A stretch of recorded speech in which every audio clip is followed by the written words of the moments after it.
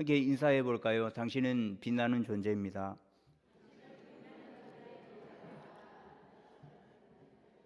네. 저는 마음에 드는 노래가 있으면 그 노래를 질릴 때까지 듣는, 좋은 버릇일 수도 있고 안 좋은 버릇이 있는데 굉장히 많이 돌려서 듣습니다. 그래서 뭐 1000번이고 2000번이고 뭐 3000번이고 뭐 4000번이고 뭐 광양에서 서울을 가든 서울에서 광양을 내려오든 그 한 곡을 계속 들으면서 집요하죠. 여튼 그런데 좋아하는, 마음에 쏙 드는 노래가 생기면 그러거든요. 그런데 최근에 그런 노래가 하나 생겨버렸어요.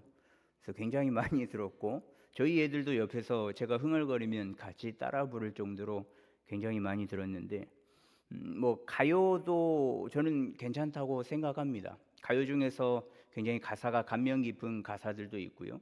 또 가요지만 그 이면에는 또 신앙 고백으로 쓴 곡들도 있거든요. 그래서 이 노래를 같이 들어보고 싶은데 한번 같이 들어보시죠.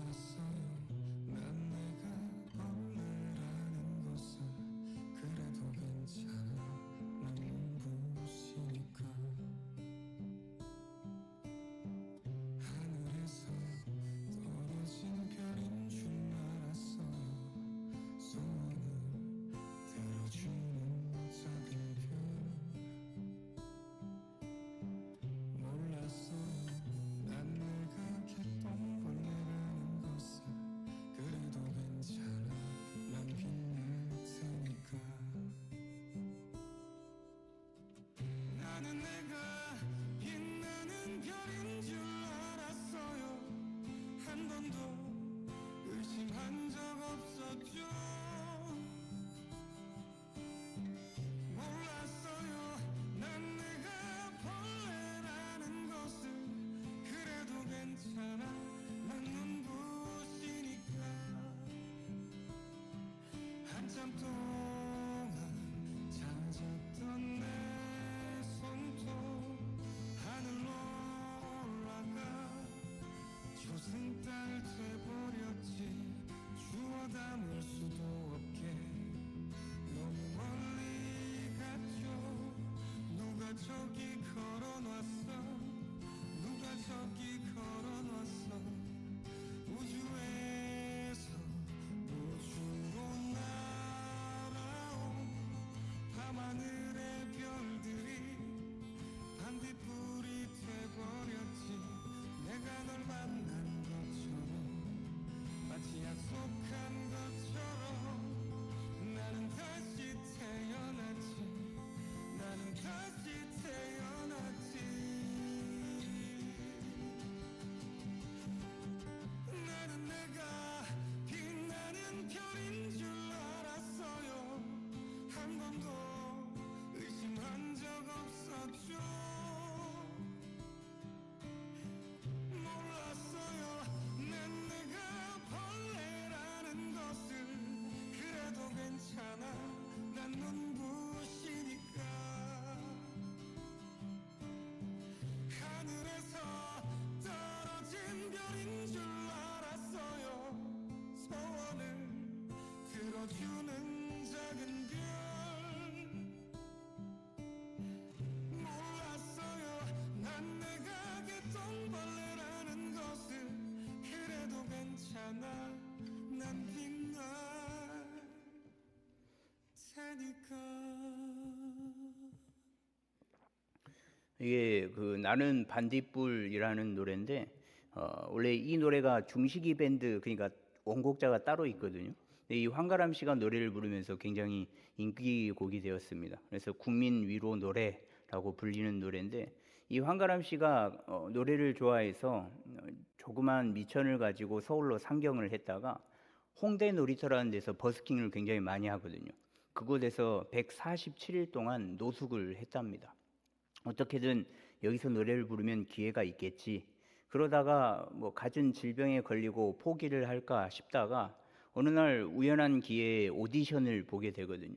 그래서 보컬 오디션을 봤는데 합격을 합니다. 그 밴드가 피노키오라는 밴드거든요.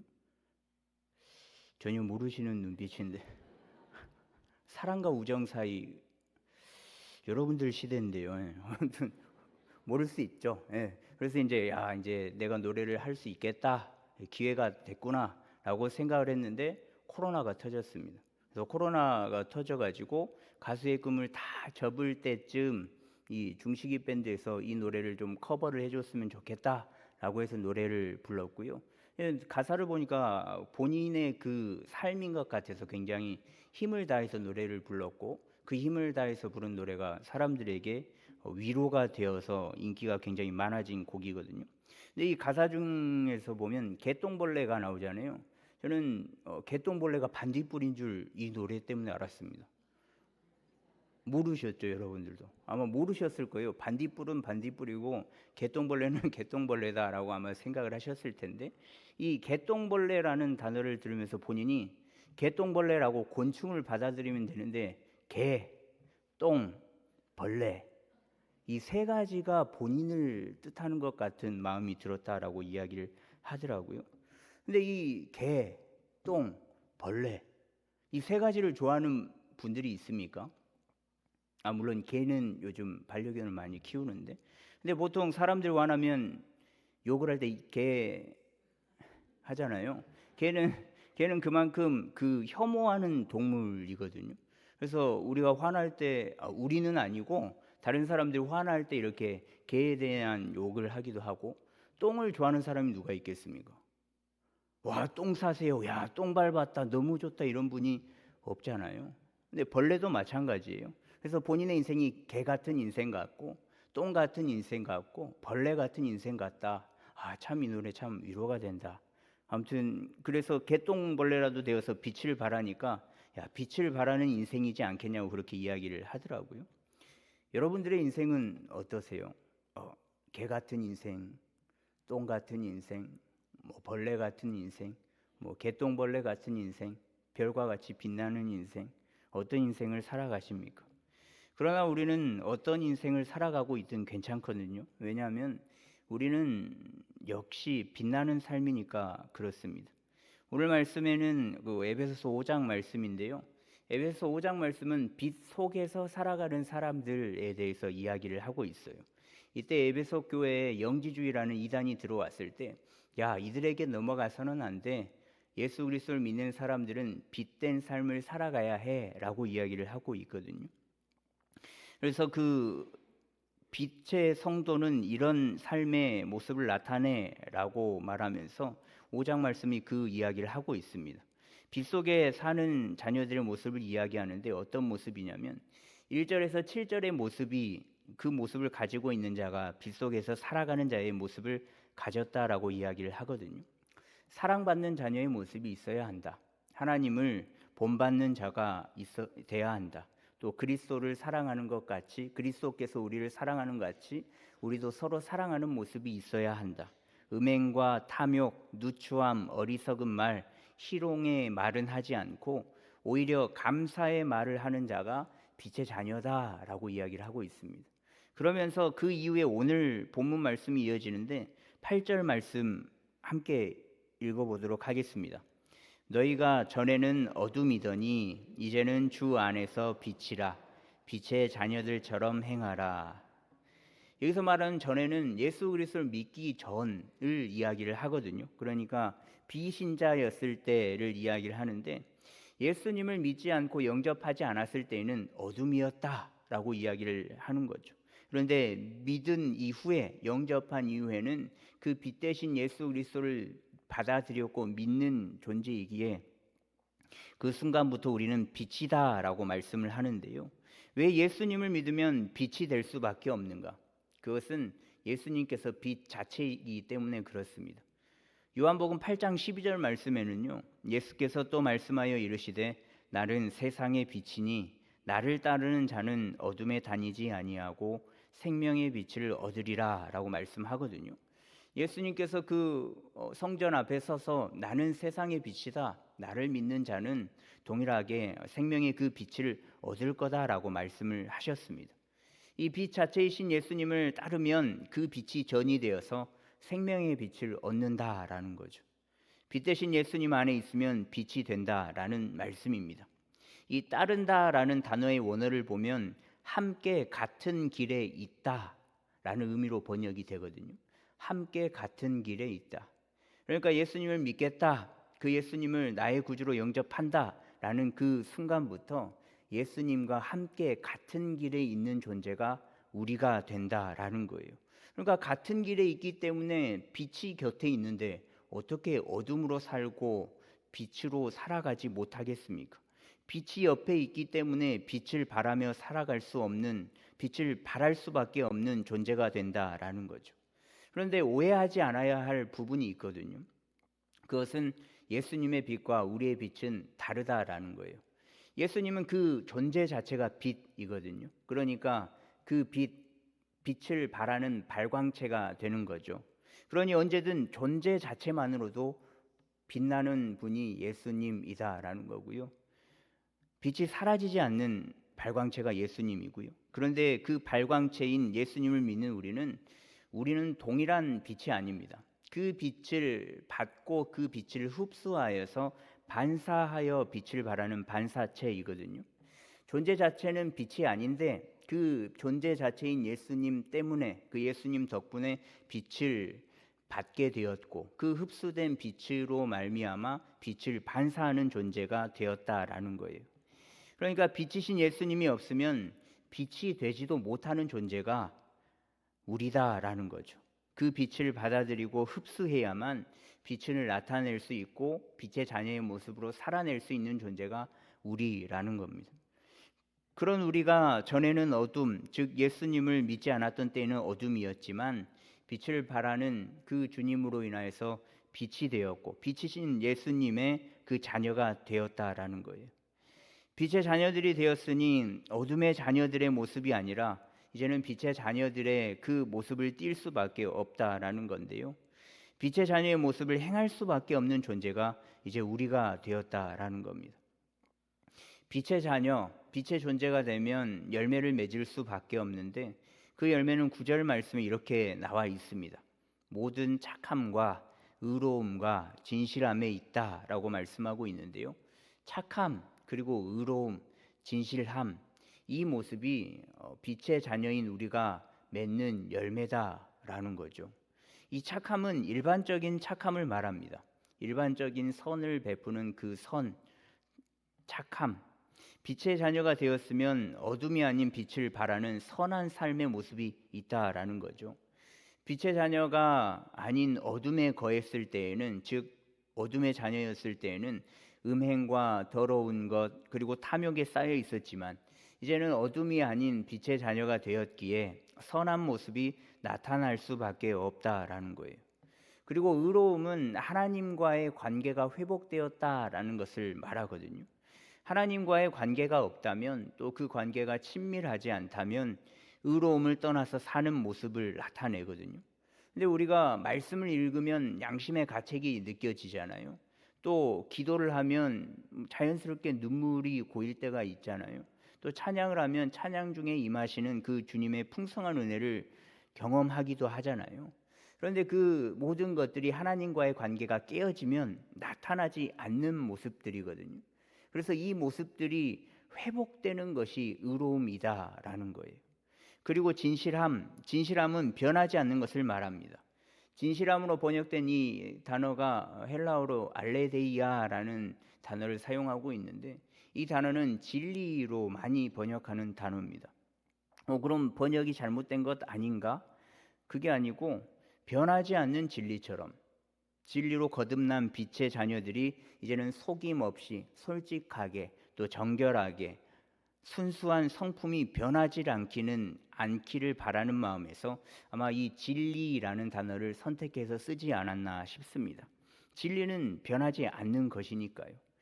하나님이 우리를 향한 사랑, 예수 그리스도를 통한 그 사랑은 창조 전부터 지금까지 변하지 않는 진리였고 또 앞으로도 진리로 이어지게 되는 겁니다. 그렇게 변하지 않는 진리처럼 빛의 자녀가 된 자들도 변하지 않고 착함과 의로움과 그 진실함을 지켜야 한다. 변하지 않고 지켜야 한다라고 말씀하고 있죠. 빛의 자녀는 이렇게 세상에 비치신 예수님을 만나고 또 받아들이며 동행할 때 비로소 같은 길에 서 있는 빛의 자녀가 된다라는 겁니다. 그렇기 때문에 우리는 걱정할 필요가 없거든요. 나는 세상을 밝게 빛나게 할 별과 같은 존재, 별과 같이 빛나는 삶을 살지 못해도 괜찮습니다. 혹 개똥벌레처럼 반딧불처럼 작은 곤충의 존재이지만 이 빛을 비추는 이 곤충보다 못한 존재가 되어도 괜찮습니다. 개 같은 인생이 또 똥 같은 인생이 벌레 같은 인생이라고 빛을 비추지 못한 존재라고 생각되어진다고 할지라도 빛이신 예수 그리스도를 영접한 우리는 빛이기 때문에 그렇습니다. 예수 그리스도라는 빛은 어제나 오늘이나 동일하게 빛을 비추는 발광체 그 자체이기 때문에 빛을 잃지 않는 존재이시거든요.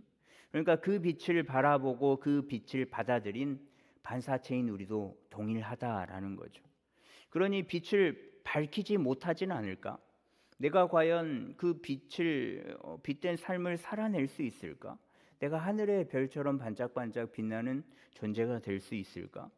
그러한 부분에 대한 염려와 걱정은 하지 않아도 된다라는 거예요. 왜냐하면 빛을 비추시는 앞으로도 비춰주실 예수님이 있기 때문에 그렇습니다. 그 예수님께서 우리와 동행해 주신다라고 말씀하시니까요. 그러나 주의할 점이 있습니다. 우리도 예수님처럼 발광체가 되면 참 좋겠잖아요. 언제든 어디서든 빛을 잃지 않고 계속적으로 빛을 발하는 존재였으면 좋을 텐데 안타깝게도 우리는 그 발광체의 빛을 흡수하여서 반사하는 반사체에 불과하거든요. 그러니까 빛을 밝혀주는 존재가 있어야만 빛을 발하는 존재가 우리라는 건데요. 발광체를 바라보아야만 그 빛을 흡수하여서 빛을 발할 수 있다라는 겁니다. 이제 발광체인 예수님을 바라봐야지만 그 예수님과 동행해야지만 빛을 받고 그 빛으로 빛나는 삶을 살 수 있다라는 거예요. 그러니 어둠의 자녀가 아니라 빛의 자녀로 살아가기 위해서는 어떻게 해서든 예수님을 놓지 않는 삶이 있어야만 합니다. 그 주님께서 우리에게 어떻게 다가오셨는지를, 그 주님께서 어떻게 내게 찾아와 주셨는지를 잊지 않고 살아가야만 합니다. 하늘 보좌에 계셔도 되실 분이 굳이 이 땅 가운데 찾아와 주셔서 인간의 몸을 입고 오지 않으셨습니까? 인간이 느끼는 그 수많은 감정과 또 인간이 느끼는 고통과 아픔과 그 슬픔 그 속에서 주님은 주님의 방식대로 일을 하셨습니다.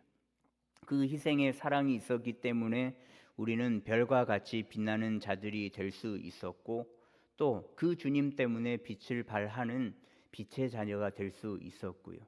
이 사실을 잊지 않아야만 한다라는 거예요. 이 사실을 잊는다면 우리는 개와 같은 인생이 또 똥 같은 인생이 벌레 같은 인생을 마주할 때 어둠의 자녀가 되는 길로 또 그 끝은 사망의 길로 이어질 수밖에 없는 노릇이거든요. 그래서 발광체인 그 예수님을 바라보고 그 예수님과 함께 살아가되 일평생 살아내야만 그 빛으로 영원히 빛을 발할 수 있는 존재가 될 수 있습니다. 사순절 기간을 지내고 있죠. 여러분들의 처한 상황과 환경 가운데 어둠이 가득한 상황일 수 있습니다. 어둠이 가득해서 어떻게 해서든 그 어둠을 벗어나려고 발버둥 치는데 더 깊은 수렁 속에 빠지고 더 깊은 어둠 속에 거한 상황일 수 있거든요. 반짝반짝 빛나는 별은커녕 또 개똥벌레는커녕 개 같고 똥 같고 벌레 같은 상황이 우리의 인생의 상황일 수도 있습니다. 그런데 그런 상황 속에서도 중요한 것은 그럼에도 불구하고 우리는 빛이다라는 거예요. 어둠이 계속 다가와도 어둠은 빛을 이길 수 없거든요.